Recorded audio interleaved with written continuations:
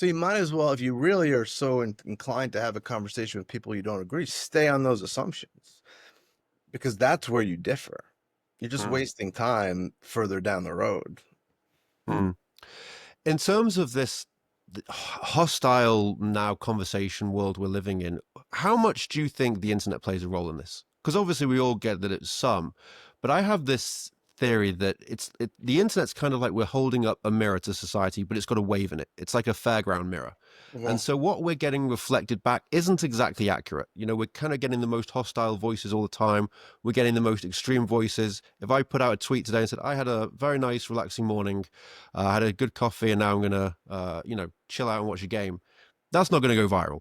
If Yep. I say something controversial, that will go viral. And our brains seem to be wired towards looking at controversy. Sure there's some interesting evolutionary psychology as to why, but it means we have this mirror that's not giving us an accurate reflection. What do you think of that? And what role do you think it's playing?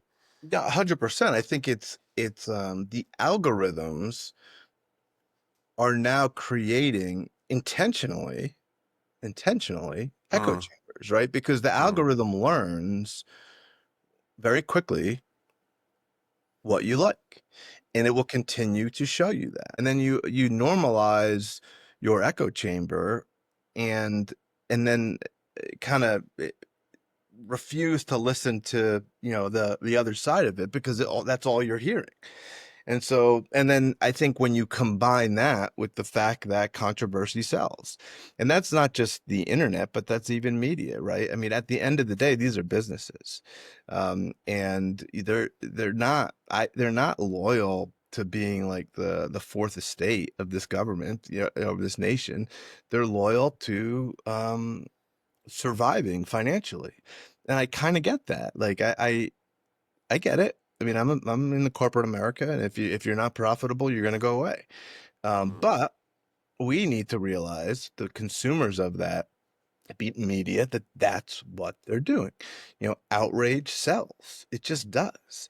If you're mm, watching the news and something outrages you, you're not gonna. You're not. It's like looking at a car crash. You're not gonna look away. And mm. I think these media outlets have figured that out very. They're not talking to you and I, quite frankly.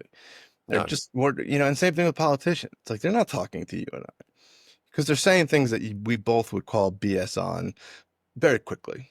But yeah, I don't know. Like I think it was Winston Churchill who said the biggest argument against democracy is a 5-minute conversation with the average voter. And That's good. I've I not heard that. hate to go there because I respect my neighbor, I really do. Mm, But I don't think enough people are spending the time to figure out what's going on. It's like a mystery game, right? Like because right now it reminds me of WWE or a mm. soap opera, right? Like you pick your good guys, you pick your villains, you root for the good guys, you boo the villains, and it feels good. It's the same thing when we go to a baseball game, right? You got to root for someone. You're in your living room watching the game, and what's the first thing someone says when they walk in the room? Who are you rooting for? Like we do us versus them very quickly in our lives. In everything, right? Like I'm an us versus them. I catch myself doing it all the time when I'm driving and I see a pedestrian being kind of annoying in the way. Like I'm like, damn pedestrians. And when I'm a Right. pedestrian, I'm like, damn drivers. Like we do us Right. versus them in all aspects of our life, right? Mm, And so now we have the same thing with politics, except now we're being encouraged to follow that us versus them instinct through media, through the internet, through these echo chambers, through the media. So it's almost like it's taking a human tendency that really needs to be fought and instead encouraging it. And I'll just wrap up my comment on this topic with George Washington in his farewell address warned the country of two things. He said, "Beware of foreign entanglements, and beware of the spirit of the political party." Those were his only two warnings to America, right? mm. And how prophetic has that turned out to be? Wow, that's interesting. Beware of the spirit of the party. That's very interesting.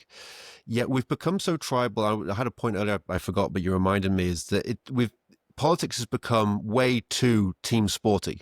And it's Mhm. probably always had that nature, but it's become incredibly, it's very much like a team sport now. And that's just not healthy. And I think the only way to approach politics is to really look item by item with all your humility, recognizing that we can't know all the nuances, and make a judgment call on that. And I think way too many people, from what I seem to see, are on the red team or the blue team. And it really doesn't matter what the facts of the or the item is. They've decided because the team's going this way, I'm going to go this way. And you have to look at it item by item. Um, Otherwise, you're lost. And that's a very hard Yeah. thing to do.